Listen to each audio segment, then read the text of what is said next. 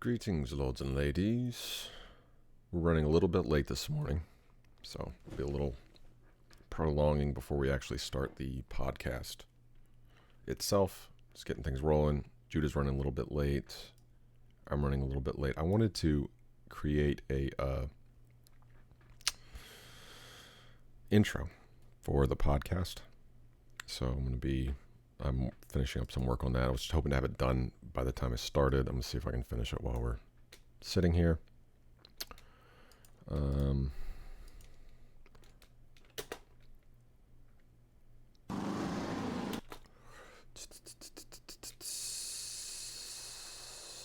of this stuff is going to make sense. It's totally out of context from different random movies.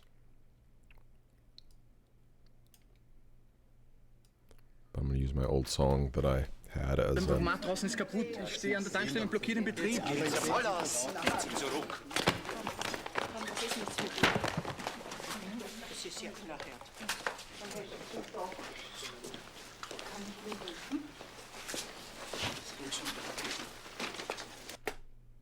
Okay, that'll probably be it.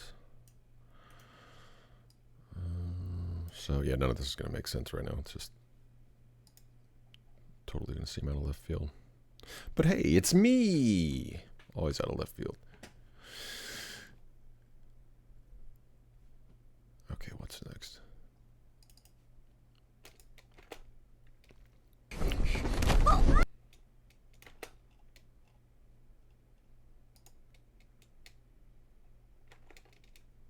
Won't speak.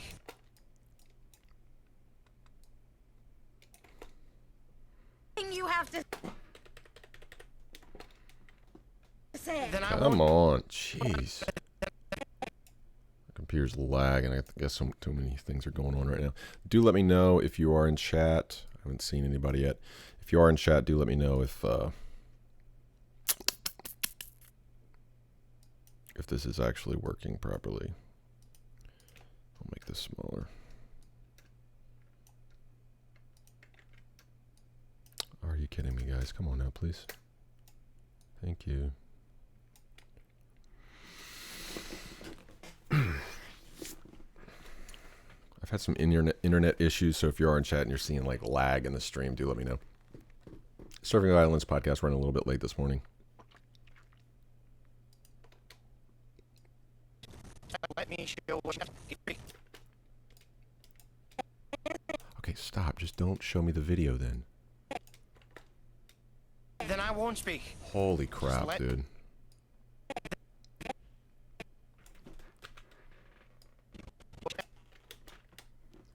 Let me show you.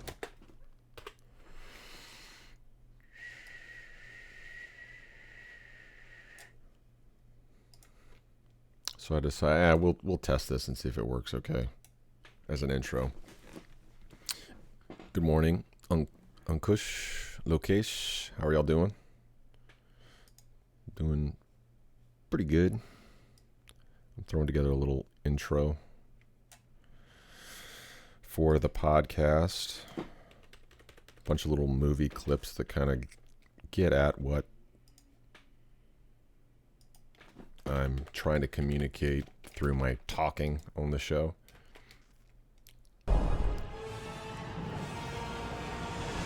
Whole toothless. Yeah, maybe that whole thing right there.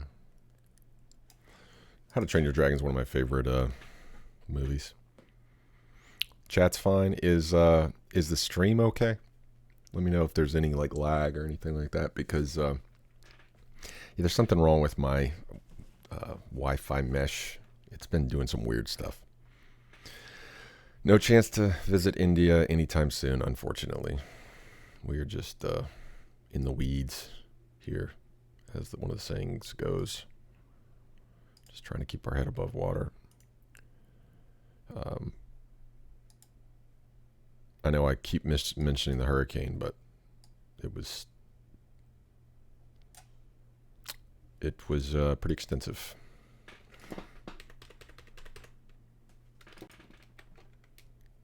What use was?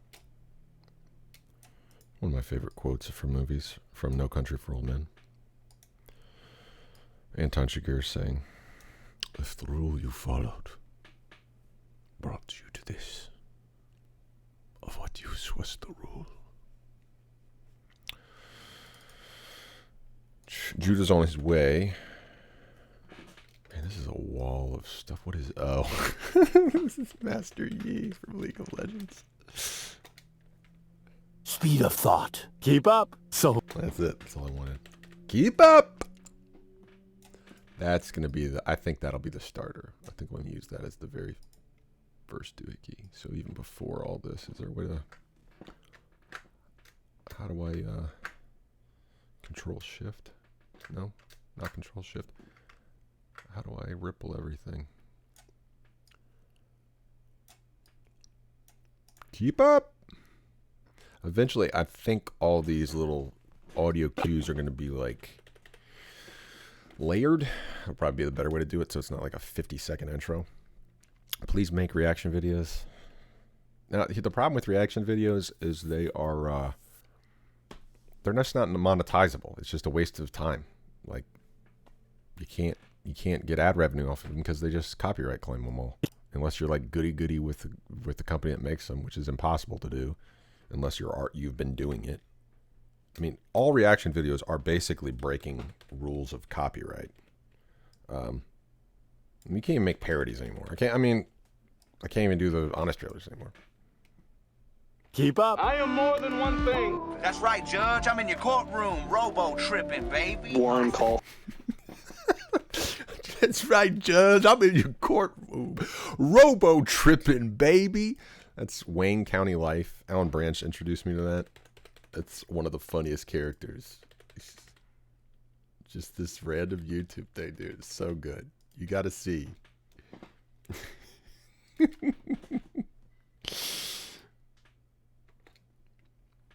Culture that we're trying to break.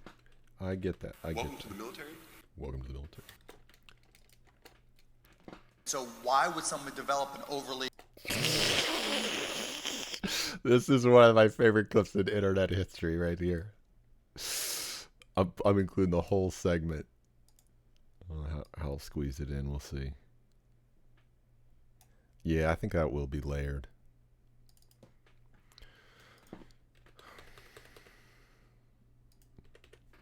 Okay, Peeply Live. Is it here? Where did I get the Peeply Live bit? Right here, maybe?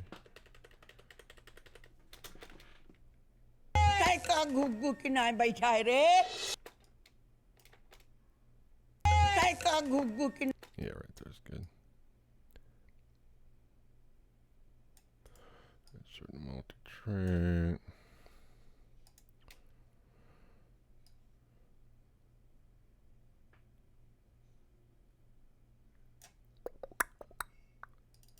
I'm almost there, I think.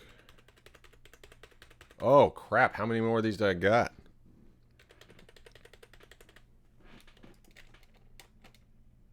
We are here for another episode of the...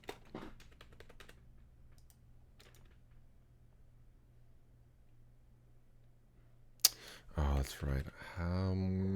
Where would the best one be here?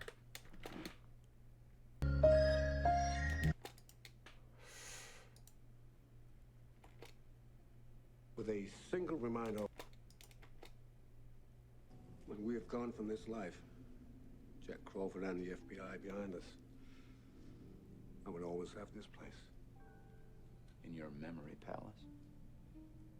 My palace is vast, even by medieval standards. My palace is vast, even by medieval standards. I can't do his accent at all. Mads Mikkelsen, God tier actor. My palace is vast, even by medieval standards. My palace is vast. My palace is vast. My palace is vast. Le Chiffre. My palace is vast, even by medieval standards. See, I still try to do a British accent whenever I do a foreign accent I'm not really familiar with. My palace is vast, even by medieval standards. Okay, I just got almost Almost there. Almost there. Almost there. What's Can that? all get in here? Oh, there he is. There he is. How you doing, sir? Oh, I've never been more mediocre. Oh, that's right. I don't need. Okay, I already got that. Okay, yeah. Okay. Okay. Yeah. Okay. Pero done. I haven't even seen Facebook. I haven't been looking at that at all. Let's see. Are we? What's the happening here? On the Facebook chat, I don't think is showing up in. Do hickma bob. Let me put this on public. Okay. Yeah. Okay.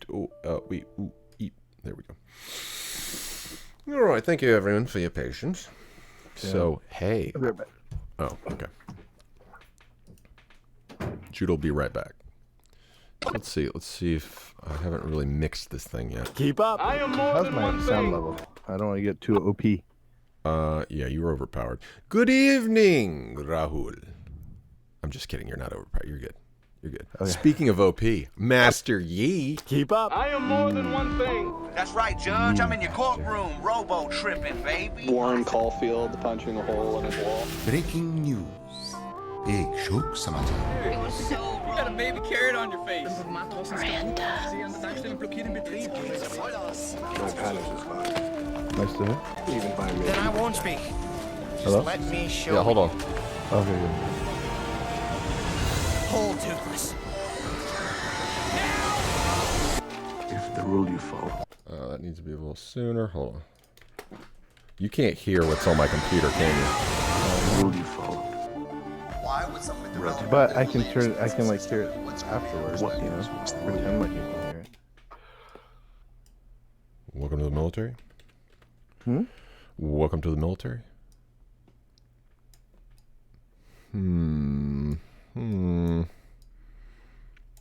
Yeah, I'm just gonna shut Mark Cuban up. He can take a back seat.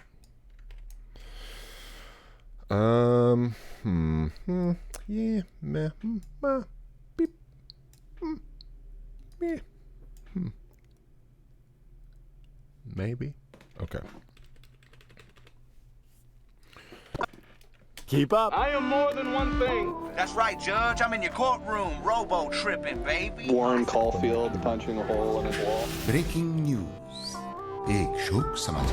It was so wrong. You got a baby carrot on your face. Miranda. My palace is fine. Even by me. Then I won't speak. That's too much layer there. Yes, let's do that. So I've got scenes from my favorite movies and random videos from all of internet history. Just let me show you.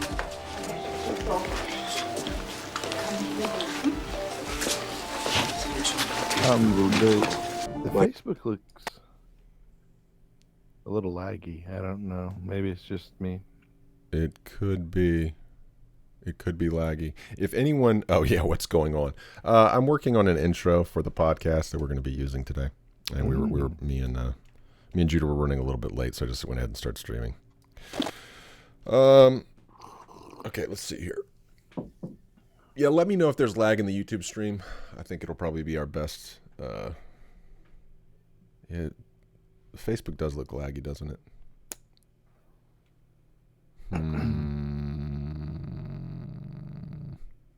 Let me know, Jared, or anybody watching on YouTube, if it's laggy. Okay. That part I'm not really happy with. The rule you follow. Right.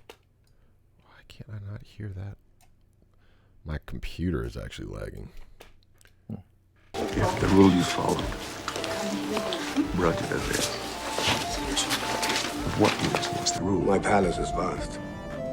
Even by medieval Sounds like you got a lot standards. going on. I do. Standards. Welcome to the military.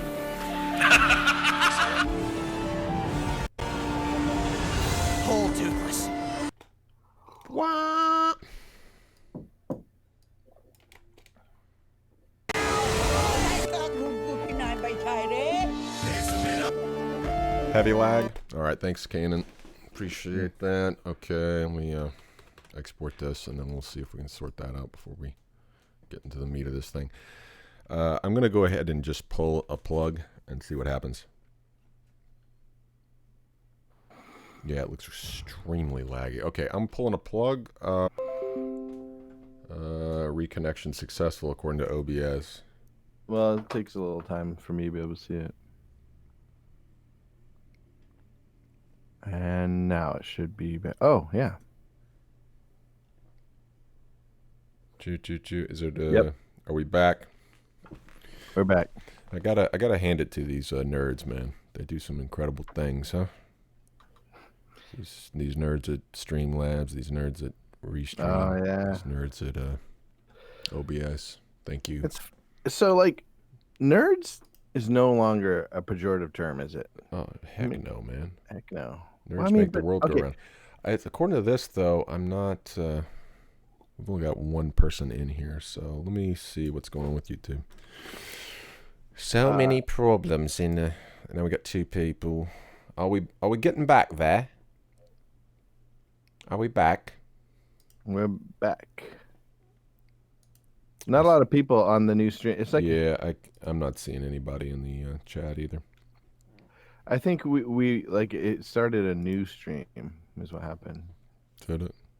We lost everybody, and so we gotta like and wait till people notice that there's a new stream. Facebook, I'm talking about. Okay. Maybe so. No, I don't know. Okay, it looks like it's on now. Yeah, you're right. Now I got to change all this. It did just start a new stream. Okay, I'll try this now. See if it's. Is what happened. Okay, but it doesn't even look we lost like everybody, and so we gotta like. It doesn't look like any of YouTube is back either. Let's see. Can I get to my control room, please? Silly peoples.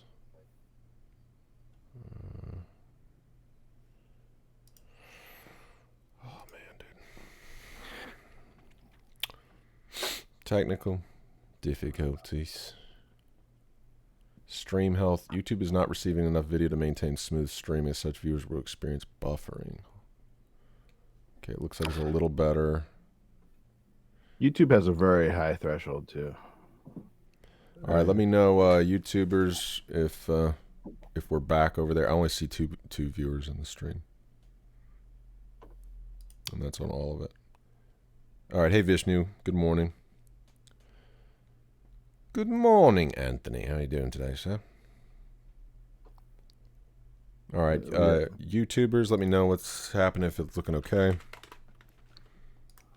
Let's see if Twitch is coming through too. No. All right, it looks like it's coming through. Man, I don't know. I honestly can't tell if it's my morning. Y'all let me know if it's getting laggy. My computer may be just overtaxed. I'm trying to do like 18 things at once. You know, I'm just keeping it nice and simple. You know, just the way I do. I do what I do. You know? Just rudimentary. Yeah, you know, it's no big deal. Yeah, come over here. Okay, let me get that. All right, I'm just finishing one thing, and then we'll bounce into our regular scheduled program. Show notes. Yeah, let me get that. Hold on. Intro. Next down.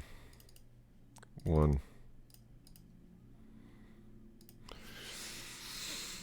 Oh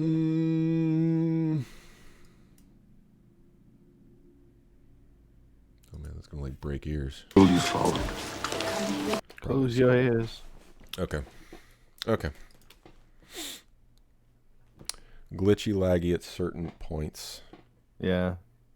That's not bad though. Yeah, there's something wrong. I'm gonna have to reset up my whole router system. It's out of whack. Golly. Just when you think you got it sorted out. Come on.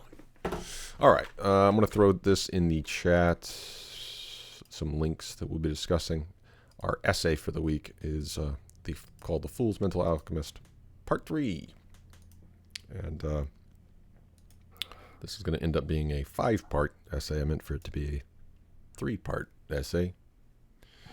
Even YouTube is lagging sporadically. Man, frustrating, dude. So that's today's essay.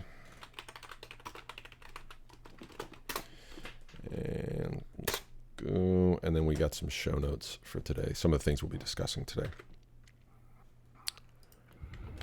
Beep. Beep. Okay, show notes there. All right.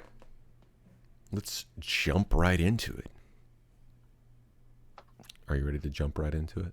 I'm ready to jump right into it. Okay. Oh yeah, there's one other thing I wanted to have to do. I'm going to do a little reading of a scene from Full Metal Jacket. Ooh. So let me get that. Let me get that primed here. Have a little soundtrack for the beginning of this. That should help the lag a little bit. Yeah, let's just add on to it. More January lag. 2017. More lag. Just embrace it. Okay, here we go. This is part 3 in a series of essays called The Fool's Mental Alchemist. Actually, hold on. Hold on. Something happened. I'm worried. Now, if it's lagging. We got to rewrite this. Rewrite it with lag in it. Yeah, I'm worried if it's lagging. Golly. What? Well, then it's going to affect the podcast. Yeah, the stream health is garbage.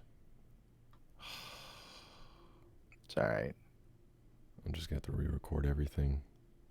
We got 2 people in here. No. On Facebook? No, on YouTube. Got 7 in Facebook. Steven Sanders, I see you. Potentially your viewers are happy. Mm-hmm. This is the first time, I don't know, something has gone wrong with our internet. It's never happened before. I know. Just started this week. I should have troubleshooted this, but work has not been kind to my time after work. Really bummed. All right, well, onward and upward for the people who are here in Facebook. Hopefully you'll be able to hear some of this. This is part 3 in a series of essays called The Fool's Mental Alchemist. The title is a pun, of course, referencing a few things. So before we dive into the next part of this series, in which we take a look at a second type of ring of power that centralized power structures use to lord over quote-unquote normal people, today's essay will focus on unpacking those references in the title of the series, Full Mental Alchemist. Stick with me. We're about to take a plunge into a rabbit hole of crisscrossing subcultural references that may seem disconnected. You may think I'm jumping the shark with some of these stretched comparisons, but I'm convinced there's something here, or maybe I'm just a sophist conspiracy theorist looking for ideological connections behind every rock. Time will tell. The previous Google Docs needs permission and not open. That's weird. The previous Google Docs needs... Does it create a new one every time? What? No, somebody came in. Somebody, here, try it again. Narwhal. I just did it.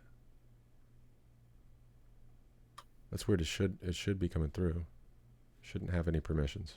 No, I didn't have any problem. Well, Vishnu did. Is he in? Yeah, try that one now, Vishnu.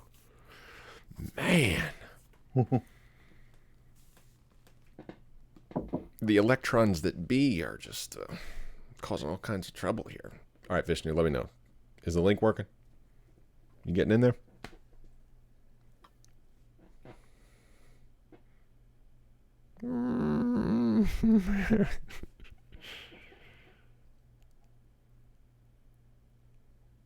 Let me know.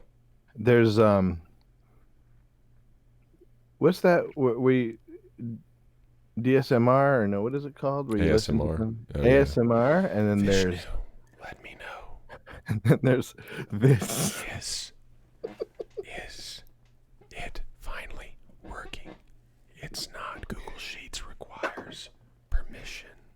The Google Sheets or the document? It shouldn't require anyone with the link can view. I mean, I don't know what else to do other than anyone with the link can view.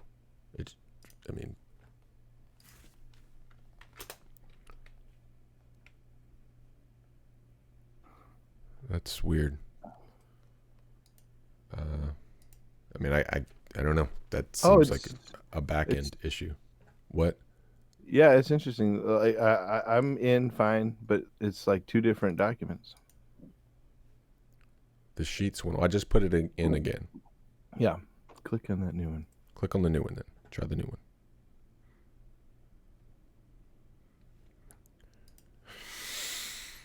Oh. Okay, it's good. It's good. Let's go. Okay.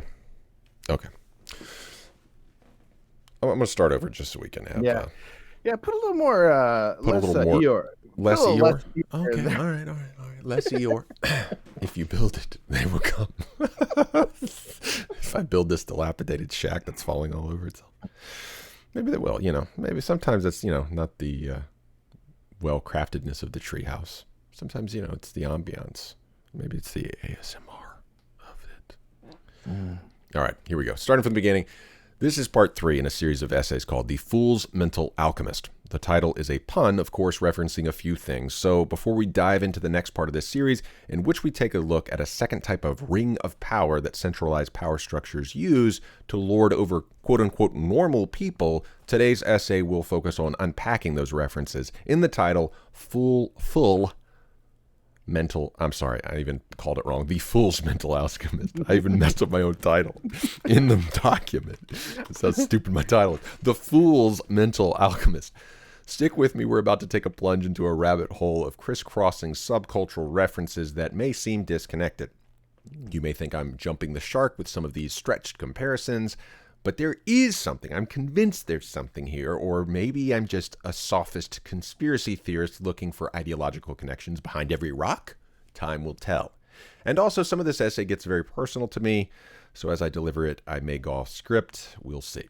My title, The Fool's Mental Alchemist, is a pun referencing the manga Full Metal Alchemist. I know nothing about the manga, so the title has little to do with it. The English translation of the manga, Full Metal Alchemist, as I understand it, is a bit of a reference itself to Stanley Kubrick's film Full Metal Jacket, which, if you have not seen or are not into guns, you may not know what a full metal jacket is. The title of the film, Full Metal Jacket, is explained in one of the film's most horrific scenes, in which Vincent D'Onofrio's character, Private Pile, loses it.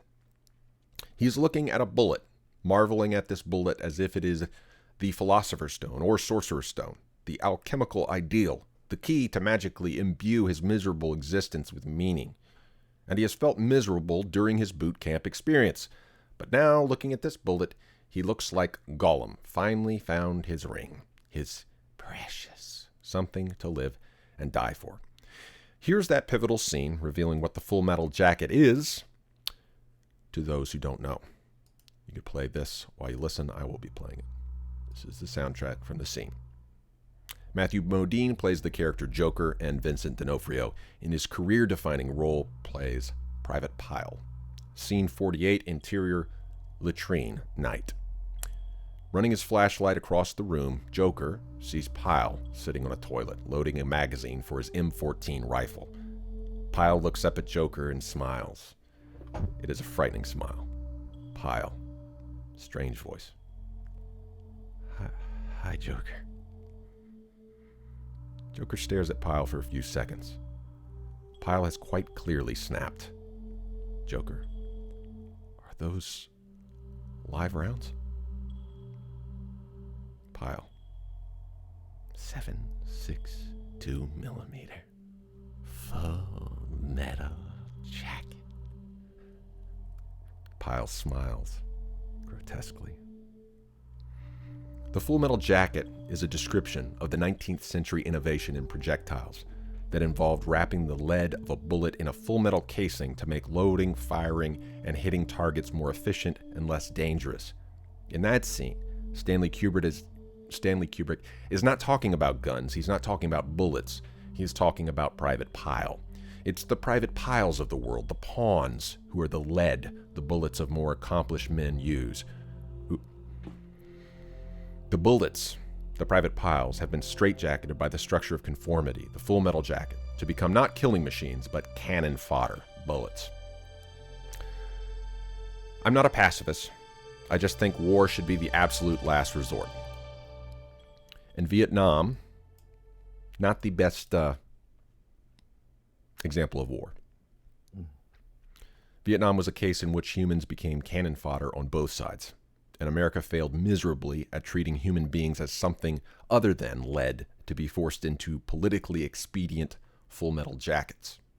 But we don't just treat human beings as bullets in war, and that's what this series of essays is about. How we civilians keep allowing the powers that be to treat us like fodder in their ideological wars. Before I ever thought about any of this, I wrote the following lyrics to a song. I may have already referenced this, but I will most likely reference this again. This is my poetic attempt to demonstrate how demagogues throughout the years have used religion as a fulcrum to leverage humans as lead. Religion, in this case, becomes the full metal jacket. You're going to notice something in my approach to religion that I think is far more nuanced than the polemics coming out of the new atheists who use the part for the whole fallacy, in my opinion, and their woeful understanding of history and anthropology to conflate the problem of wolves in sheep's clothing within religion with all of religion. This is the song. Do as I say. If I don't do, it doesn't matter. Copy Manu. Moses decrees, the prophet decides. Fingerprints burn, uniform lines. The apostle declares, grand wizard decries, Algena's flint face, Goldwalker's mad eyes. The lathe and mortar, anvil, pestle, hammer and bolt, the stock and barrel, fire the kiln and sort the billions. DNA's a myth that needs an honor killing. Just some bullets for a greater man's gun, so shut your mouth, your martyrdoms come. Moses, Manu, Muhammad, Matthew. Don't be led. Don't encase yourself in someone's ideological full metal jacket. You're worth too much. You're not part of something greater. If it exists in 2019 as a social structure, don't let someone tell you you're part of something greater when you join it. No. You as a human being are a complex miracle of biology and neurology. No company, no organization, no government is as efficient as you. Human civilization is worth cooperating for.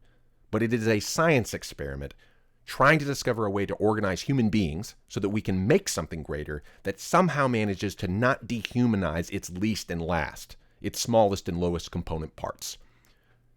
We still don't have a centrally planned social structure that is greater than the sum of its parts. We have inefficient, outmoded, and violent social structures that don't just prey on the weak or the honest, but are oiled by them.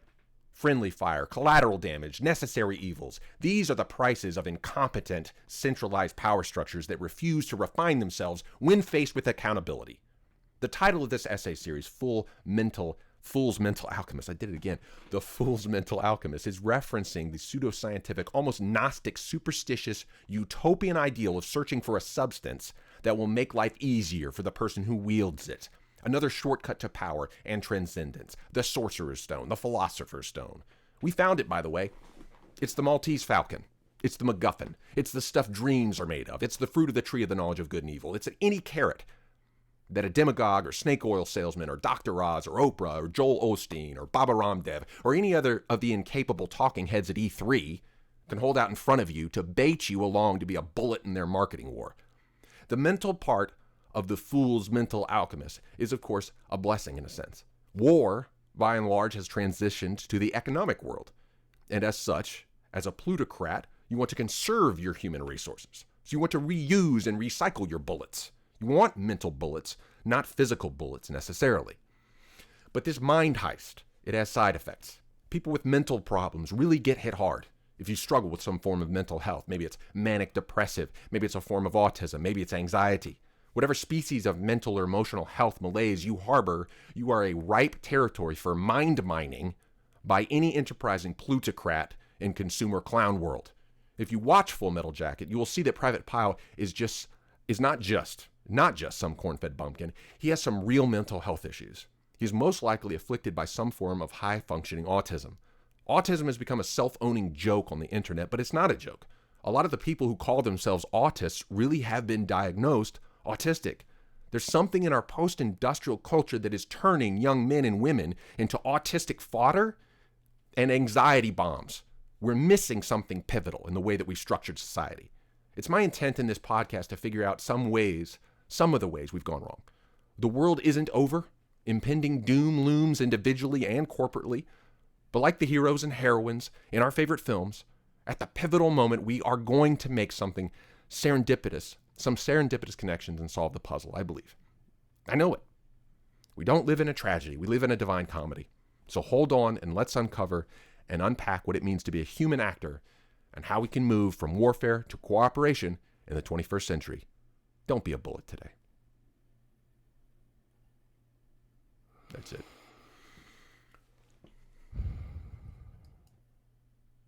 So, thoughts?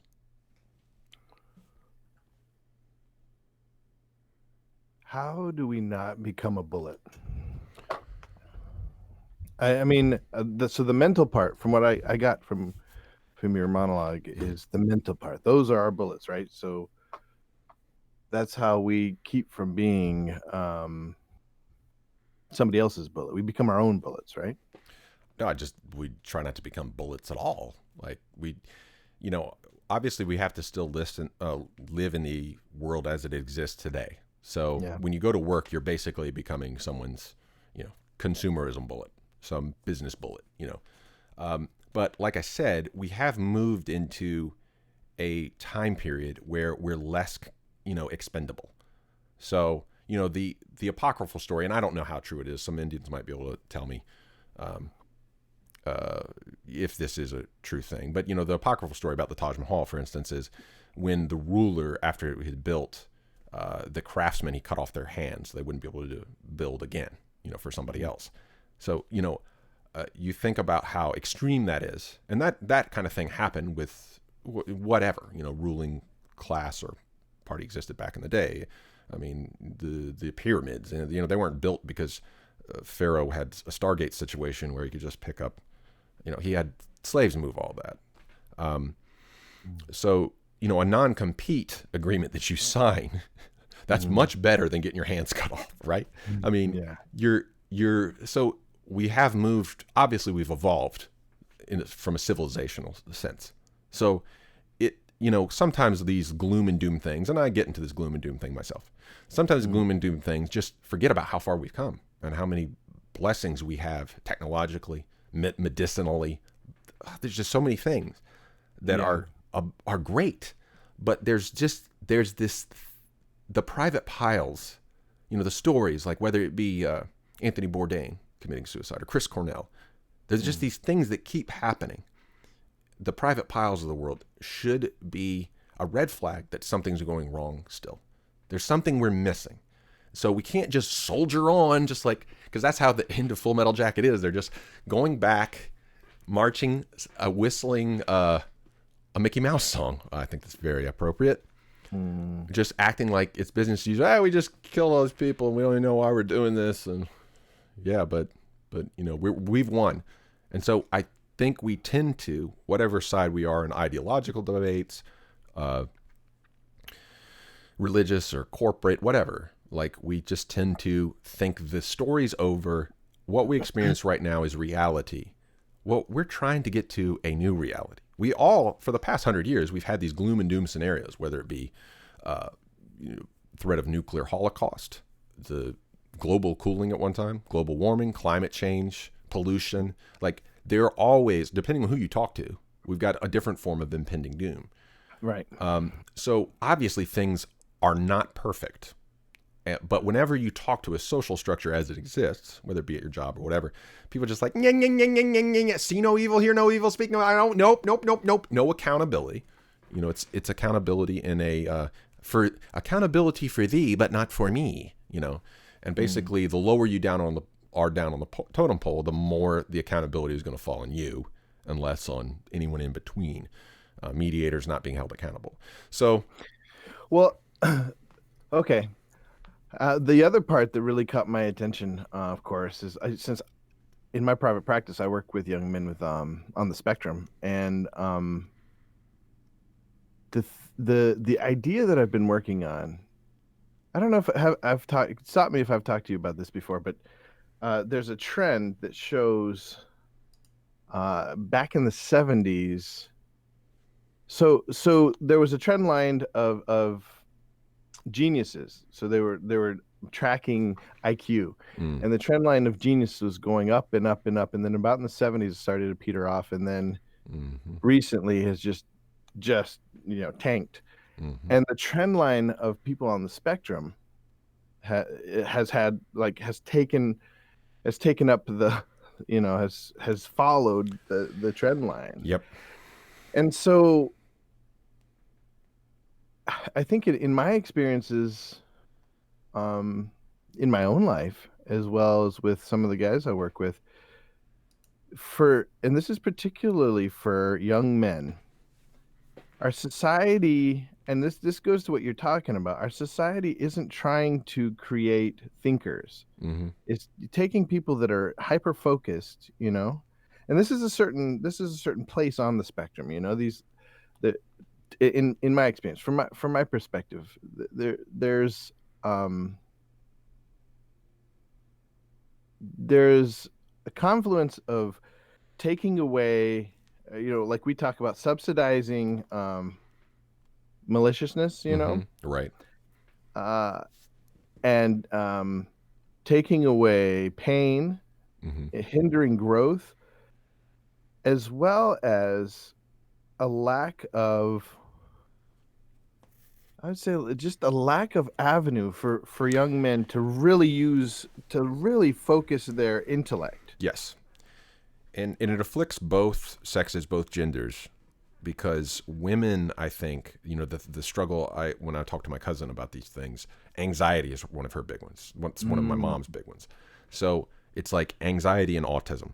Like, and again, I don't want to like disparage people or overstate it for someone like me. I don't know if I'm on the spectrum, but I have certain traits that really, when I get locked into a thing and someone comes out of left field with a request that's not in my line of sight, like I'm like fully invested, right? It's like I have tunnel vision. I can't see it. Like I almost got in a verbal fight with my mom this morning because she was trying to talk about plans and stuff, and I was writing this essay. And it's just like, I mean, you should see the look on my face. I got to be like, Hulk, like, what? Why are you talking to me? Like I'm in another universe here. I'm in my memory palace. Like, so I can only imagine what that's like for someone with even more like intense real autism who's diagnosed. And so what I kind of feel like is, as a society, post-industrial, factories try to focus on the division of labor, right? So it's like the school system and the factory mentality of doing things tries to put people in their respective place. It's like the giver. Everybody has their own specialization. But the problem is humans aren't good at reading. We don't know ourselves. And so a guidance counselor sure as hell doesn't know you. So like, oh, I think you'll be good at math. And maybe that person is just like the next Shakespeare. But, we would have just forced Shakespeare to become a coder or something like that. Like code is one of those things that's kind of interesting. One of the jokes right now is I learned to code talking to journalists. But when you actually go take, like I did one of Lambda School's intro things, and what I realized is they're not making coders. They're not making people who can think. They're making factory widgets who know how to fix code. Like they're not coding. It's just like here they're actually masons. They're actually like bricklayers. Like you're not thinking critically. You're thinking formulaically, learning a language, right? Like it's really just a new form of, hey, we've got this pyramid we got to build, and so we need a bunch of people to put these bricks together. Like really, when you get into the nitty gritty of what you learn at an introductory coding level, you're becoming a factory worker.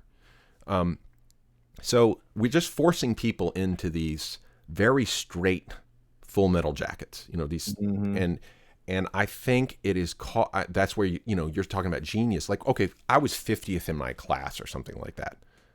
Yeah, I'm smart in other ways, but school can't really couldn't really tell, like Albert Einstein didn't even make it through high school really great, like Right. school just cannot like fit the future.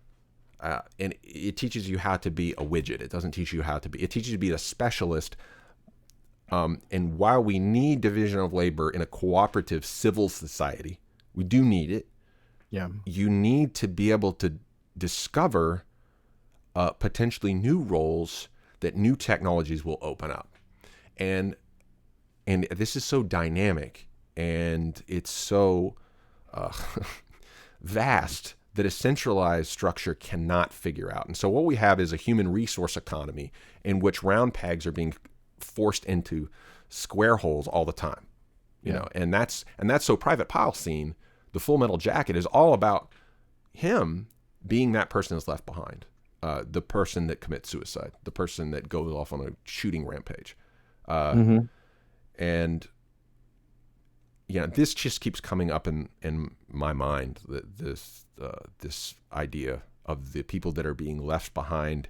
And it's tempting, I think, for certain people to say, oh, well, most of these are just white dudes and you're making excuses for the white. It's not just white dudes anymore. The Virginia Tech shooter was an Asian dude. Lee Malvo and John Lee Muhammad and Malvo, I can't remember two of their names, but they were African Americans, and they really weren't doing it because of their Islamic connections. They were doing it because they snapped. The dude snapped. So, men are having sociological psychopathic breaks. Well, and the white dude thing is, I think culturally, white dudes have a lot less, in general, have a lot less sociological connections, social support, family-wise, and they tend to be less supported by family members, less family members in the house, So I think that has a lot to do with it. But I wanted to bring up Devin Crawford.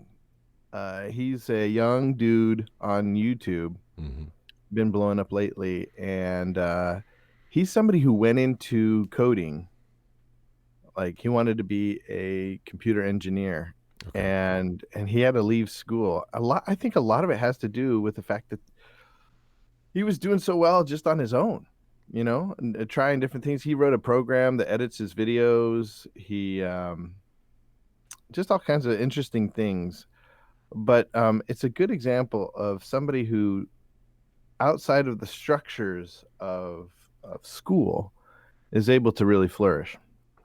Right. Devin Crawford. Well, and you look at what's happening with Twitch, what we're doing. Like me, it's hard for me to really put my toe in this door doing the streaming thing, because I'm kind of old and out of touch in my own ways, and people just don't really know what to do with me.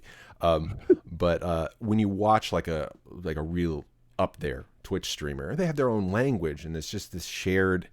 It's community. It really is. It's community for people who are just like, a lot of them at the end of their ropes. They've gotten fired from 3 jobs or whatever, and this last few years for me, I felt a lot of what that feels like. Just not working, and these 3 jobs that I took, just not living up to management expectations, and just feeling forced into something, and there's just like a dead end. It feels like for so many people.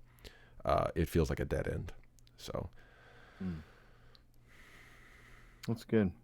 I mean, it's not good that it feels like a dead end, but it's good to talk about this and sort it out. Yeah, I think Vishnu does bring this point up. I think this is good. I think white American dudes have a faster snapping point as compared to the rest of the world, considering the amount of hardship experienced by a person in America versus the world is heaven and earth different. And I think there is a lot of truth to that. Like Joe Rogan's brought this up about Francis Ngannou. He's basically, one of the most formidable heavyweight UFC fighters ever. And he is so strong because he worked in a sand mine.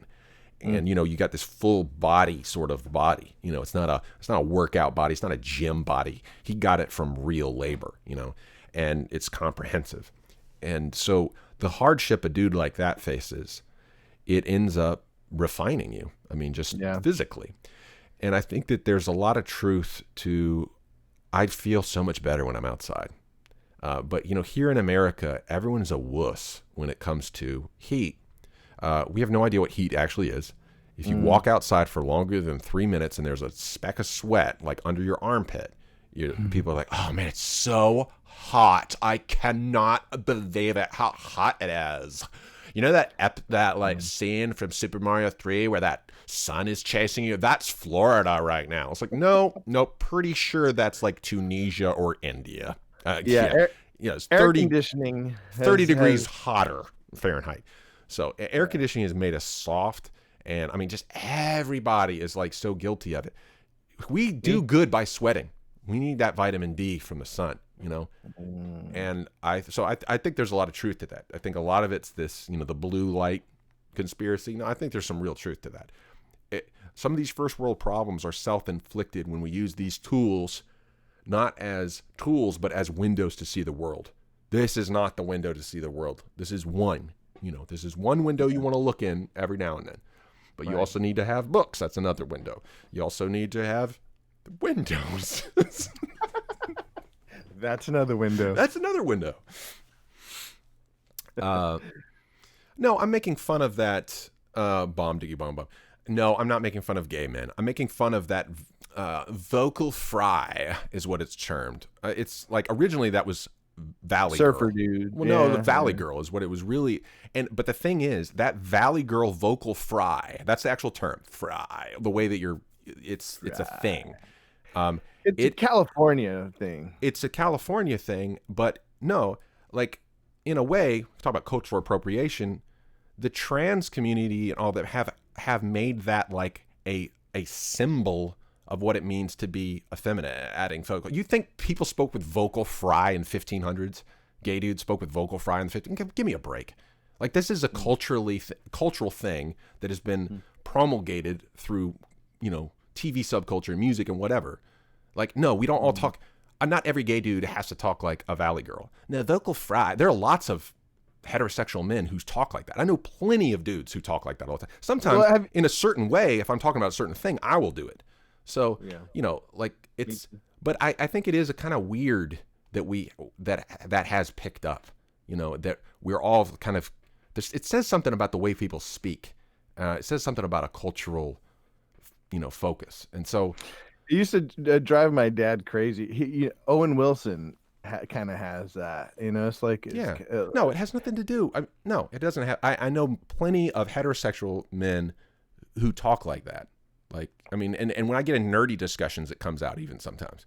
It's a culturally conditioned thing. So no, I disagree. But yeah, but that way of talking, it's like, it's just so highbrow. It would be received pronunciation in the old days. It would be like, well, it's nasalized. Like, well, let me tell you, son, here in Britain, we keep a stiff upper lip. That's not a normal way of speaking. It's not. It's like an Aristotelian. It's aristocratic. Feeling. It's aristocratic. It's just like, what it is. It symbolizes the same thing. It's like it's arrogance. Yeah, it's like that whole desire for whiteness. You think about it, like people are like, I don't want sin in me because I'm not going to turn. And it's like it is this sort of dehumanizing. It's elevating something that's anti-human. And it's like we need to live in a cave. Like, what do you want to become a newt? Like, why? Like, we're human beings. We're supposed to be outside too. Like, build homes by all means, but we need to get outside. So, I mean, yeah. And on to the next thing. Vishnu actually mentioned manufacturing consent. This was a book by Noam Chomsky. I'll just read the little Wikipedia deal here. Manufacturing Consent, the Political Economy of the Mass Media is a 1988 book by Edward S. Herman and Noam Chomsky, in which the authors propose that the mass communication media of the U.S. are effective and powerful ideological institutions that carry out a system-supportive propaganda function by reliance on market forces, internalized assumptions, and self-censorship, and without overt coercion, by means of the propaganda model of communication. The title derives from the phrase, the manufacture of consent, employed by the book Public Opinion, in the book Public Opinion, 1922, by Walter Lippmann. So I'm not really familiar with Chomsky's approach to this. I tend to go with like Huxley's approach to it, with the Brave New World, in which Huxley basically prophesied a lot of the stuff that was going to happen. And as far as I can tell, it's a pretty fair characterization of how, our dopamine is being appealed to, and we give in because it's an easy fix. But Chomsky, from my recollection, he focused a lot on like evolution of like the linguistic evolution and looking at how like people slowly evolved, or language evolved, and how it was a function of our society.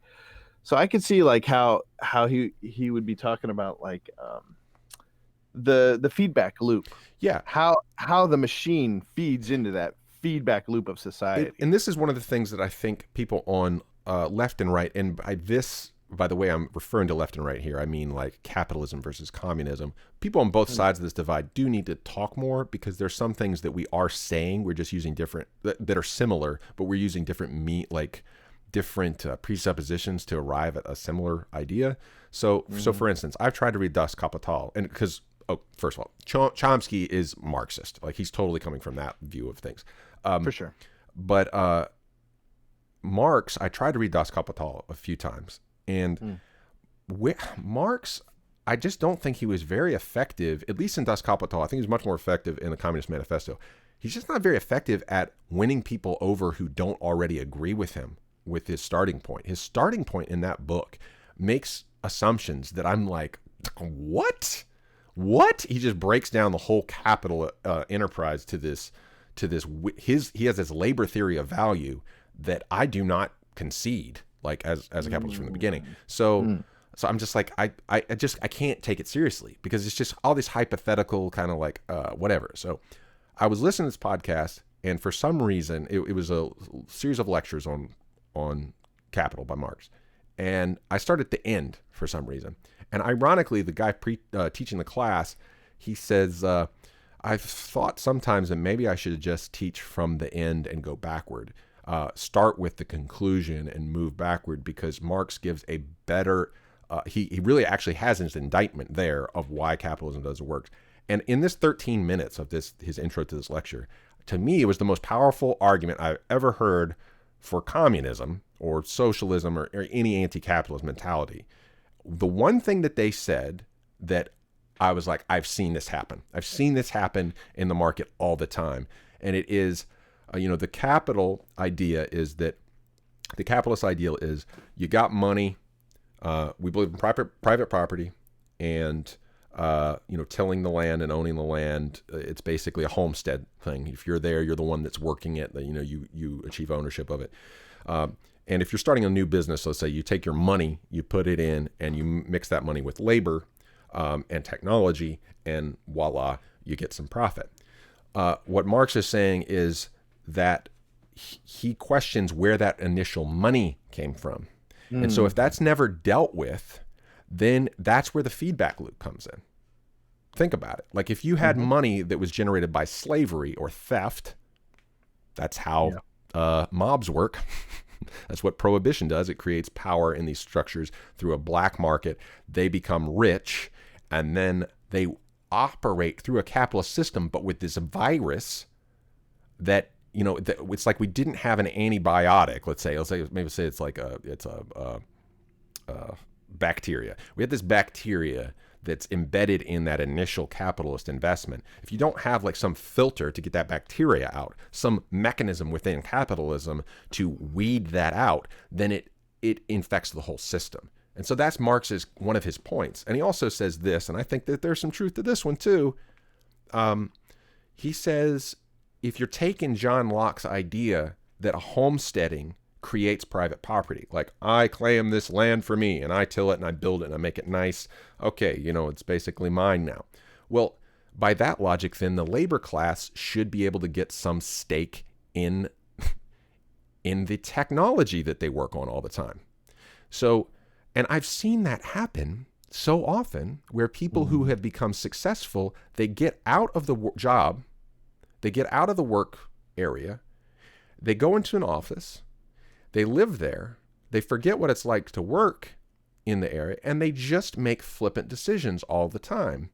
And they forget how the machines work. And then new machines come in that have nothing to do with the old machines. They don't even know how to operate them. And in fact, the labor class is the one that actually knows how to use them, and they're having to constantly, the labor class ends up having to make management decisions all the time.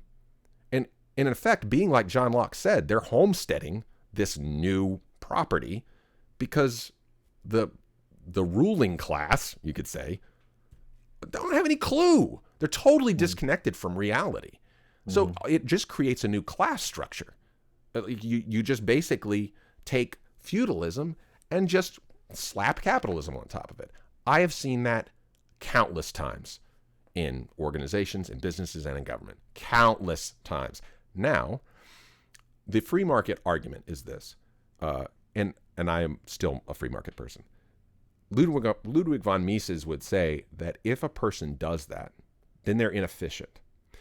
Their workers are going to get sick of it, and they're going to leave. And because the person that rules that company with an iron fist isn't allowed to kill those people, they just can go work somewhere else.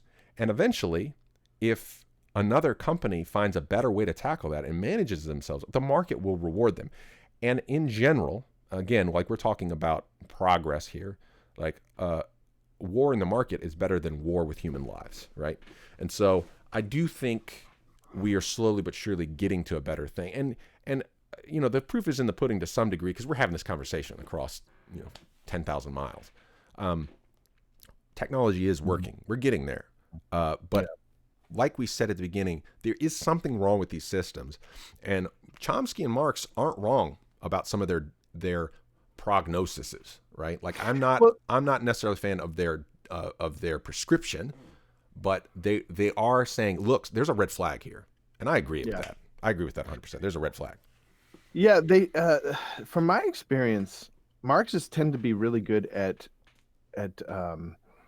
diagnosing and describing, but they're just not very good at, like you said, they're not good at giving an answer. Whereas I think capitalists on the other side are good at saying, well, this is what we need to do, but they're not really good at looking at the problem itself.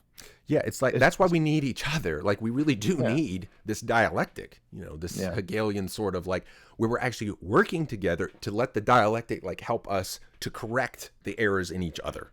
We need a team of rivals. Apparently that's a book that's talking about Abraham Lincoln's cabinet. We really got to get to that. We really got to get to the point where we can actually listen to one another when we disagree with each other. And that, it's like Sam Harris debating JBP. They obviously disagree with each other. But I think, from what I've heard, that was really fruitful. I disagree with Harris, but there's some things that have really made me much more sympathetic to him over the past 10 years. And if we can get more of that, where, and I thought Zizek and JBP's debate was along those lines. Like, oh, okay, no, we have stuff to talk about. Like, some of you communists are really smart. Like, that's pretty smart. I mean, you think, and you look back at like artistically, some of the things that came out of Russia, or the USSR, there's some, pretty intriguing stuff. So, yeah, we do need to be willing to cross the aisle more often. But I think both sides need to start start paying attention to what you're talking about at the beginning, is the opium of the masses, not necessarily religion anymore, but comfort, you know? It's whatever it is. I mean, whatever your God becomes, if it's the bottle, if it's the pill, if it's Netflix and chill, oh man, like, listen to that flow. Come on now.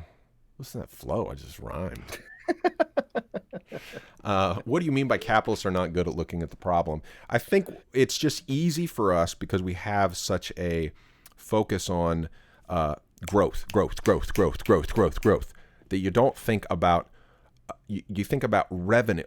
A lot of times, I'm not saying that this is what capitalism is supposed to be, but in the version of capitalism we have right now, and a lot of this, in my opinion, comes from government involvement and centralized power structures, which, a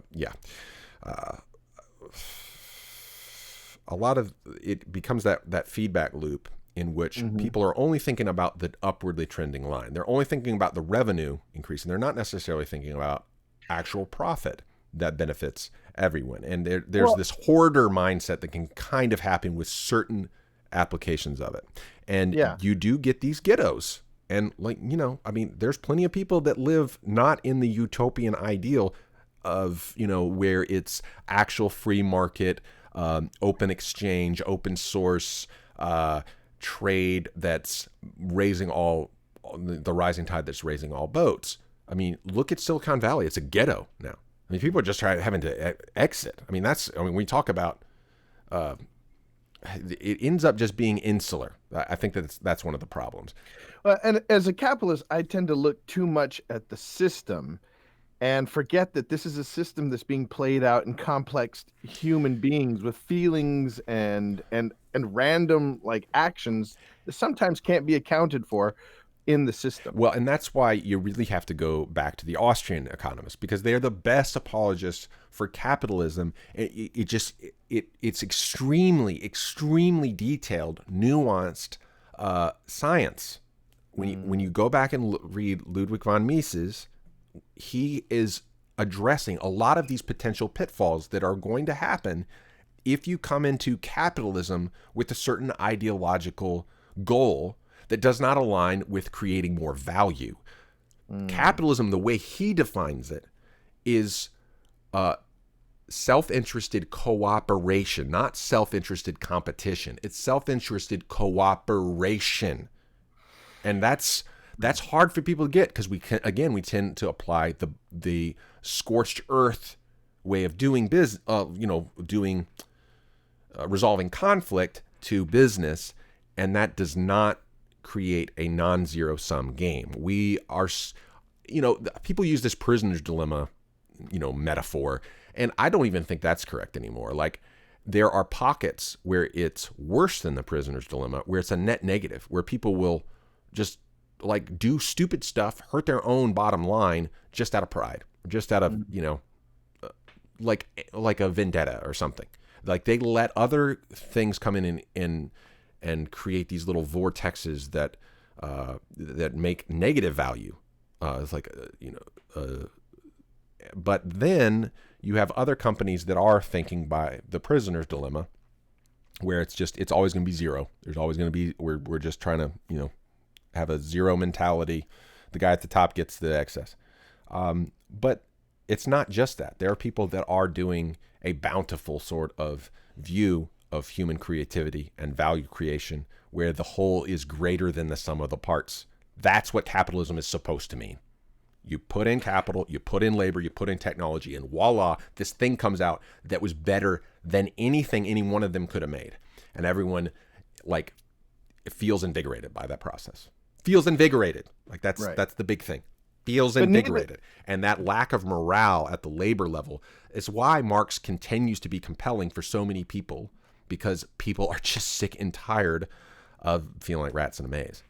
Yeah. But neither approach works without an understanding of the transcendent, without any kind of like vision of doing things outside of yourself. I mean, if when it comes down to selfishness, both systems will subsidize malice. I'm sorry, say that one more time. I said both approaches, without a belief in the transcendent, without something to draw us out of ourselves, selfishness will overtake both systems. That's exactly right. And yeah, I think that there is room. I think people just need to, like, instead of thinking these closed systems, instead of thinking left, right on the political spectrum, instead of thinking capitalist, communist on the business spectrum, like, let's do some experiments within. Like, I want to start a company, and maybe, I already have a company, so I might just even test this out with certain business ventures. Like, let's run it like a communist organization. Say, we're going to not only, we're going to socialize within our group profits, risk, and loss. So that's the thing. That's where because this is the thing communists don't ever want to talk about, or socialists don't want to talk about. They're fine about socializing profits. They're not fine about socializing risk. And so it's like, you're going to put time and money into this thing. Are you willing to, and you can always have the choice, like, are you willing to shoulder some of the risk, shoulder some of the burden, because in general, we just work jobs where we don't have to worry about the risk. We get paid whether or not the client's happy. We get paid whether or not we break something. So that the capitalist in that scenario is actually subsidizing your mediocrity and is almost an insurance policy against your own. They're serving as a buffer between you and reality. And I think we need more personal ownership. But that also means personal ownership of the risk, and that's the thing that communists don't want to talk about. Yeah, and getting to that personal ownership, you can't just give it away. What were you gonna say? Zorani, thank you for the donation. Boom shakalaka. Much appreciated. Greetings. Oh, we have a couple viewers here on the old Twitch. Could you type in the chat, Zerny? I didn't have my Twitch up there. Let me see what you said there. Throw a little message in the Twitch chat. Thanks for the donation. That does bring up something I did want to mention. First of all, we did want to say thanks again to Harsh Joshi last week. A real benevolent donation through YouTube. A couple things I just wanted to say to the audience. I don't want one person to shoulder all the weight of this whole endeavor. So do consider, even if you can't give monetarily, do consider throwing up a rating on the podcast. Do consider supporting on Patreon or subscribing on Patreon. Just even, if we could have more of a Pareto distribution of support for the channel. There's 50,000 subs on my YouTube channel, and obviously we only have like 5 people watching on YouTube right now. But if just 1% of those people would lift a little bit of the burden, that would be great. And again, if you're in a place where you can't do that now, I totally understand. But there have been usually individuals over time really carrying the brunt of the amount of monetary support for this channel, and we'd like to take it further, do more stuff with this over time. I do also want to say, as far as donations go, one thing to keep in mind, and I just kind of figured this out, and I did tell Harsh about this, is that YouTube, Google, the reason why they've made such an empire is because they haven't been very transparent in the way that they make all their money. A lot of times they're talking about their tech. Oh, it's like, it's because we have a superior tech. It's like, yeah, they actually offshore a lot of work to a labor class. Again, they're talking about, we're so leftist, but they offshore a lot of their work to a labor class that is underpaid and does a lot of the automation work. Our algorithms do everything. Sure, it does. They don't have much overhead, but they charge, on the internet at least, they charge pretty high premiums for the service that they offer their content creators. So it's 40%, over 40% for, actually it might have dropped a little bit for the ad stake. They used to take 45% off the top of all YouTube ads. Just think about how much money that is. YouTube alone could keep Google above water. But then when it comes to the subscriber donations or these super chats, it's 35% they take. And so if you're giving $100, that's $35 off the top. To put in perspective, Twitch, they don't have in like actual donations built in, but they've allowed Streamlabs to come in, and you can do donations through PayPal. All they charge is whatever the credit card companies. So this is again like moving. This is a definite improvement.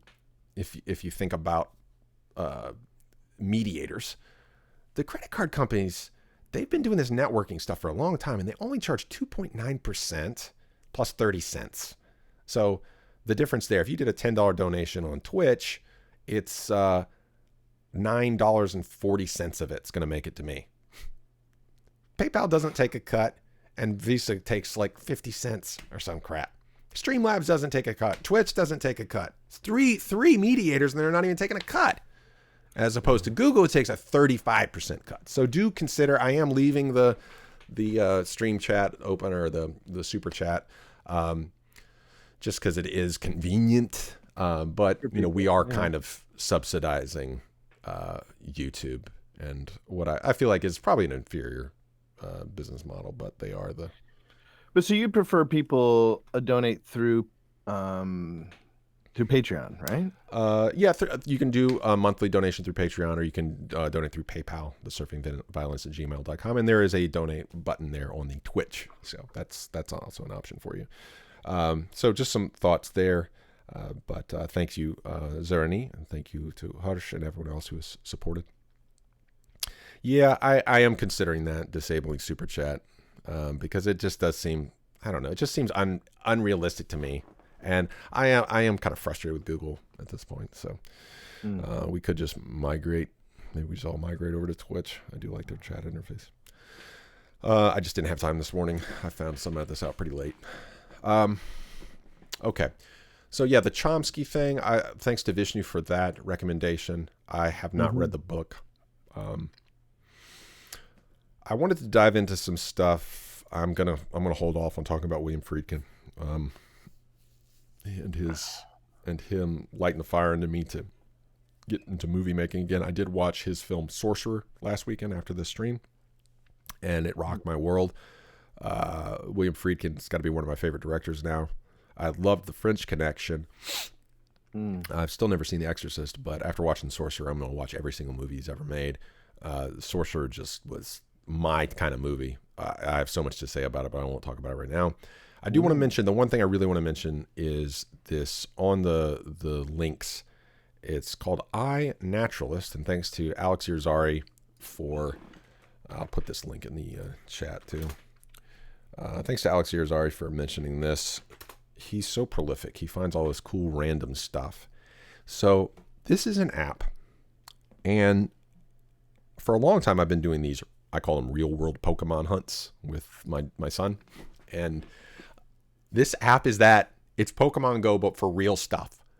So, yeah. So he told me about it on, I think it was June 9th. Let's see, when was the first one I took a picture of? Yeah, June 9th at like midnight. I found out about this, right? So I went back and found some, I wonder if I can find my, yeah, let me see if I can find my link. I'll show you so you can actually see what I'm talking about. How do you do it? The surfing violinist? Maybe I just put that in. Bring that up, Jamie. Surfing violinist. What are you talking about? iNaturalist. iNaturalist. Oh. Yeah, I put it in there. Mike Led. It's not showing up. Oh, maybe I need to do. Oh, come on, guys. I know I'm there. The complete scientific research in your own backyard with iNaturalist? iNaturalist, yep. Surfing violinist, it's there. Well, I'll just have to tell you about it, I guess. Anyway, so I installed this midnight on June 9th. I uploaded a few old pictures that I had of different species just to see if it would be able to auto-identify them just from the, I got a picture of a flower and that I took when I was in Nepal. And you put the geolocation in and and you show the picture. And the thing, I mean, again, this technology is just insane. It figures out what it is based on the geolocation and on the picture. And I found that it has been extremely good at figuring stuff out, even when the picture is not that great. I got a picture of a Carolina wren I took a picture of, and this thing is so pixelated, and the thing still figured it out. And what's cool about it is other people can like basically, if whatever species you pick, you think you figured it out, some people will come along and basically peer review it within the app. Be like, yep, that's it. They'll identify it too. So it's got humans and machines working together to identify this stuff. So yesterday I was writing a note. I was finishing up. I was doing some documentation for work. I'm sitting out in this yard because we do all our documentation on the phone. I'm sitting out in this yard and I see some ants carrying a dead carcass of something. And so I'm looking at it. I'm like, oh, wow, that's something. I'm sitting on the ground. Like my feet are right above where these ants are. And I realized, oh man, that thing's not even dead. Like they were actually carrying it as it was live. I couldn't even tell what it was. It was upside down. And then I was like, well, not something to really take a picture of. And then a few seconds later, I look up and there's a daddy long legs. It's really probably a harvestman, I think is the name of the species, but it looks like daddy longlegs, big-bodied, the big-bodied version. I was like, oh, cool, I'll take a picture of that in a minute. So I was finishing up my documentation, and I noticed some movement, and I look up, and there is a common eastern velvet ant going through. I don't know if I've ever seen one of these in person. And it was just right there, walking right by me. And it's like I was still enough that it didn't notice me. And so I got a couple pictures of it. So that was real cool. That, I don't know, it just made my day. I freaked out. And then I got up, and then I saw this other species of something I haven't identified yet, but I took pictures of it, and I'd never seen this little species before.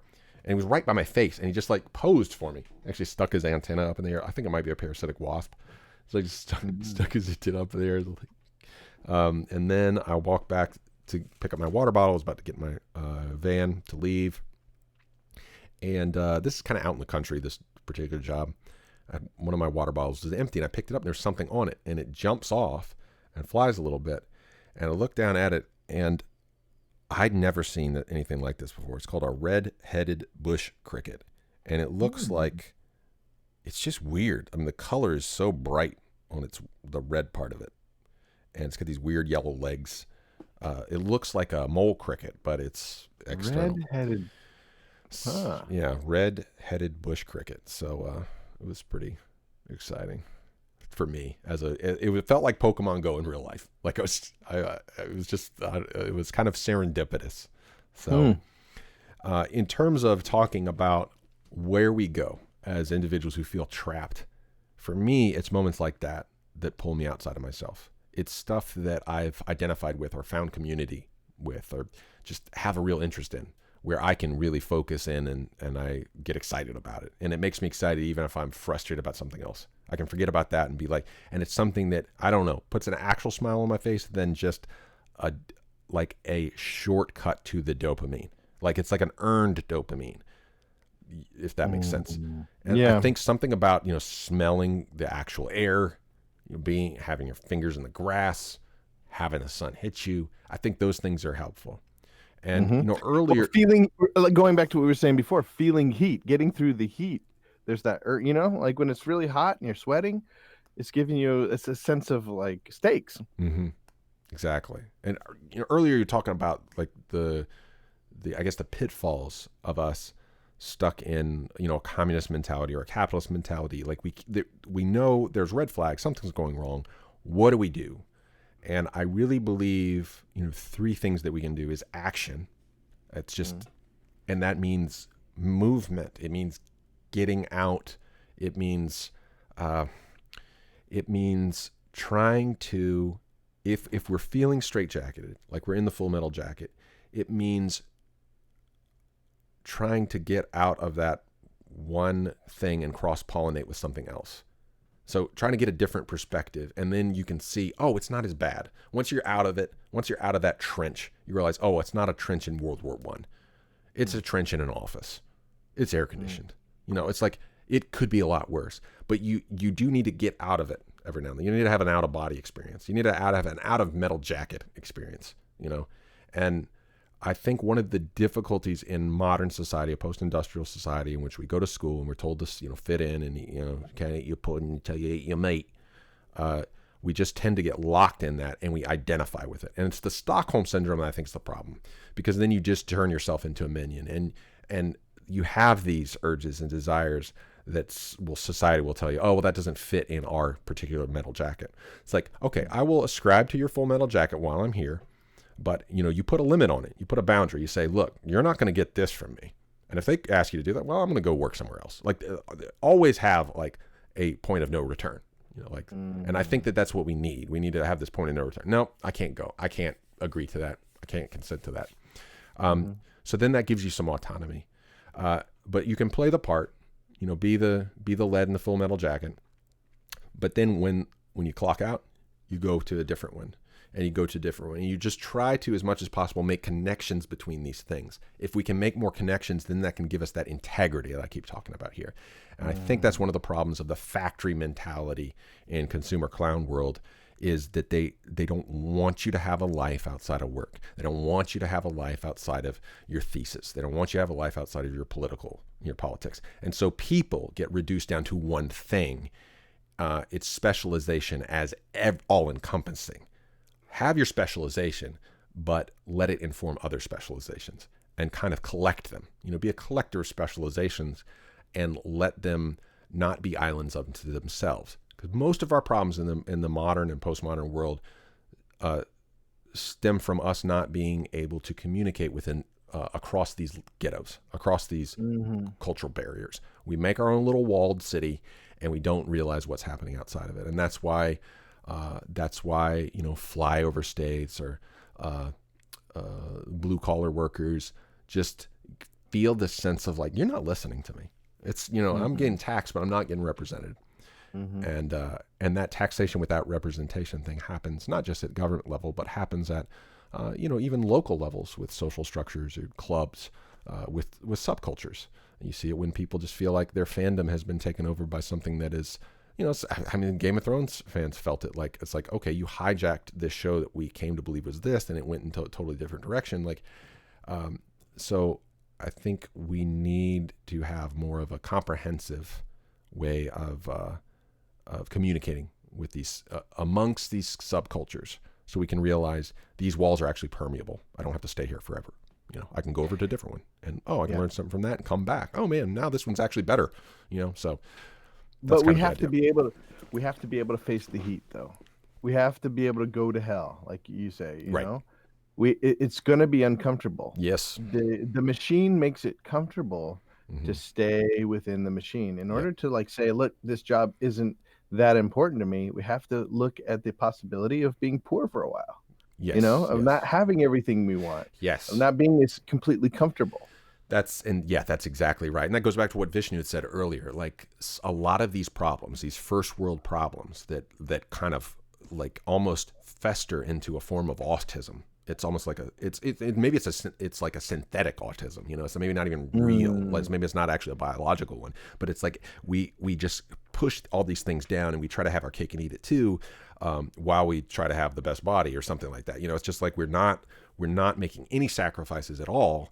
And it just the tumor just grows, and so maybe there can be some times of austerity, if you think about it from a financial sense, like, maybe we just need to quit lowering the interest rate, maybe we need to quit this quantitative easing, maybe we just need to take a hit, and if we can do that as individuals, that's what I mean, as individuals, because maybe I need to stop buying beer every week, right. Maybe I need to stop these little going back to getting addicted to that sort of thing. We like as Austrian economists or free market people, like how many are really living by what they say? It's like Republicans who take the welfare check or the whatever, the government incentive or the grant, while they sit there and decry taxes. Well, but I'm going to use it because it's here for me. I was like, okay, well, that's ideologically not consistent. Or, as a free market person, constantly get involved in credit crunches. And okay, well, then you're not really thinking, you're complaining about Congress not balancing a budget, but you're not balancing your own. So actually saying what you believe and acting on it. So it's like three things. It's like acting, actual action, and another is trying to figure out technological solutions to some of these problems, because most of our problems are from us making leaps of technology that we weren't ready for as a species, and so it created all kinds of other problems in the meantime. Some of those can be solved by other, almost like technological bridges between that giant punctuated equilibrium break between the old world and the new world. And that's what Marshall McLuhan's Gutenberg Galaxy is all about. It's like the printing press rewired our minds, and we did not know what we were doing when we made that leap from scrolls to bound books. We did not know what it was going to do to our brains. And so we kind of need to go back and into that God of the gaps there and figure out what other things what bridges do we need to build between the old world and the new world? Because we need to be progressive, but we need to be conservative at the same time. We need to be idealistic, but we need to be practical at the same time. So we need that. We need those things to be married. So technology, action, and I can't remember what the third. I think the third one is really just probably community in some form. And I think we're kind of trying to figure that out here too on these streams. Yeah. And it's not to say that we throw out pleasure. It's not to say that we punish ourselves and we stab ourselves to feel. No, it's to say that, like our old teacher Collier used to say, we throw it out the door. To really see where we're at, to really get a sense of who we are. We throw it out the door and bring it back through the window when we have a sense of when we're not in control, but when we're in a better space. That's a good way of saying it. I think when we use our technology as a crutch, or when we use our dopamine as a crutch or a wheelchair, I mean, we're getting to the point where it is almost like Wall-E. Yeah. We're just being carted. Yeah, we're being carted around with this bulbous mass. I'm a consuming bot. Like for me, in terms of being a bullet, like I am kind of a willing bullet. And this is one of the things, it's easy to talk about this when you're not the willing bullet. It's another thing when you're the willing bullet. I'm a willing bullet for Riot Games. I love League of Legends. Like, I'm a League of Legends fanboy. Nobody can convert me. I will never become a Dota fanboy. I'll never become a Battle Royale fanboy. I will never become an Overwatch fanboy. Like, I will be playing League of Legends until I am one of 10 people still playing it. And if there's only 9, I will get a bot to play the 10th part. Like, I'll be playing that game because it's my favorite game I've ever played in the history of competitive games. It's chess with 9 other people. I love that game. So, but I cannot play it right now. Like, I mean, every week I'm tempted. Like, I will get done with this podcast and I'll be like, I want to install League. Yeah, just play one game. I'll just play one game. But I cannot. Like, I cannot do it. No. We put a moratorium on it. I've had to throw it out the door and we'll let it back in. One day. You have to be able to use it as a tool. Use it as a tool. Use it because competition's good. We need it still. We as dudes need, and that's why UFC's blowing up. I saw some bare knuckle fighting the other day, and I was like, man, this is my jam. I need to do this. Yeah. All right, well, we're way over time.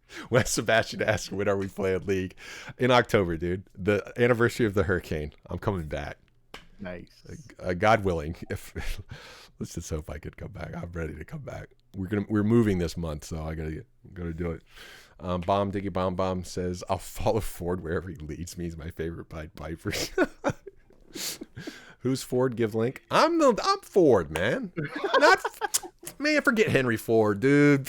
I'm gonna leave. You're not even gonna remember Henry Ford's name when I'm done. Talk about self-indulgent. It's me. Google it.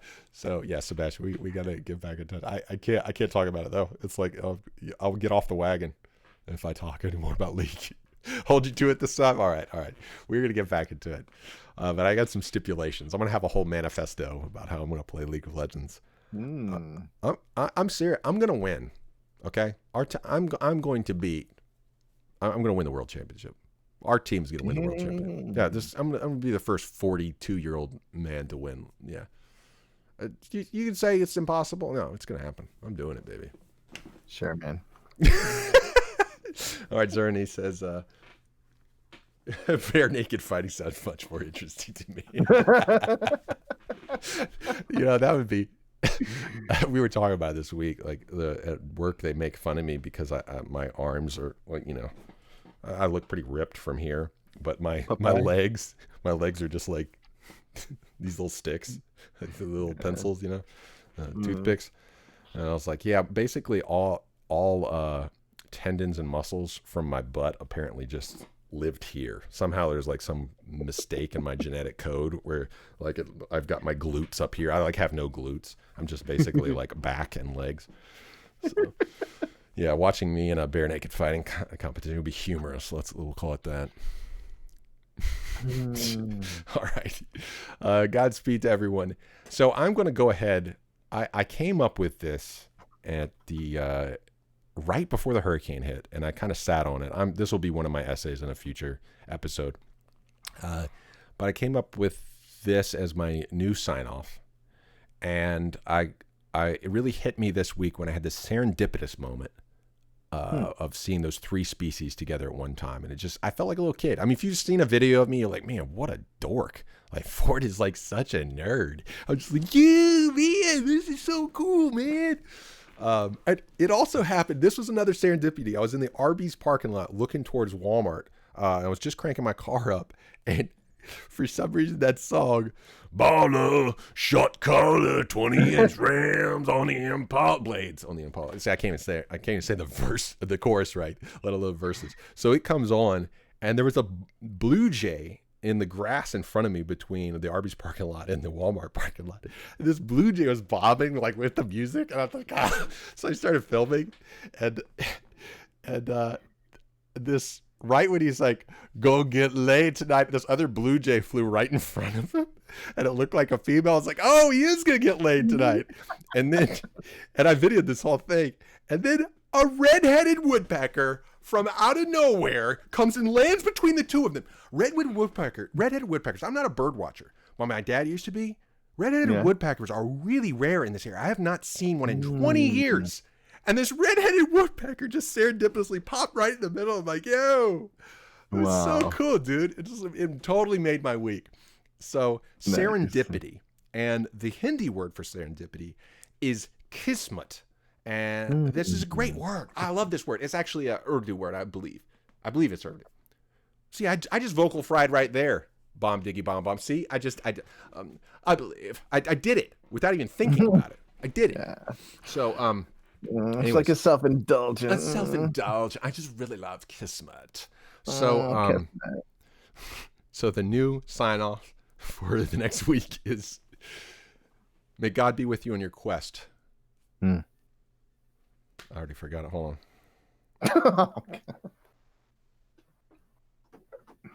on. Oh man, hold on. No, I gotta look it up. Something about dancing, right? No. That's the new old one. This is the old new one. All right. I'm confused. Here, I definitely have this one. Definitely. Definitely. 20-inch rims. Okay. Kismet. All right, hold on. I'm almost there. Just find. What? Okay. Kismet. Okay. Here it is. Until next time, may God be with you on your quest for consistency, kismet, and non-zero sum creativity. Godspeed until we meet again. Thanks, lords and ladies. It's been very. Thanks for putting up with all the technological difficulties. I'm trying to have them sorted out this week.